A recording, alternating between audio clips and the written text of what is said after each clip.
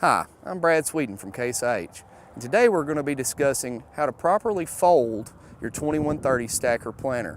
We're also going to be discussing the importance of having the active wing downforce turned off while we're folding the planter. Okay guys, so remember I was saying earlier how important it is to have the active wing downforce turned off. Well, what you're looking at here is the Pro 700, and if you look right here, I've got it on run screen 1 right now, but it would be wherever you had it. Click on that button. If it's blacked out, make sure it's grayed out. Hit enter and make sure that it says off before we go into the fold sequence. So now I'm going to go back. I'm going to go into remote valves, frame control. You see right now we're in the plant position.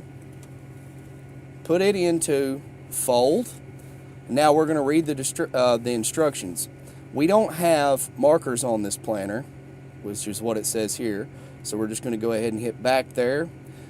It says raise tractor hitch and planter bar, raise your gull wings, and if you were to have lift assist, you would raise that also. But we do have gull wings. So what we're going to do is we're going to hit back. Then I'm going to hit remote. I've got gull wing set up on remote number 1. I'm going to raise that up. And then we're going to hit fold planter with your frame remote. So I hit back there. I have it on remote number 4 right now. And we're going to fold.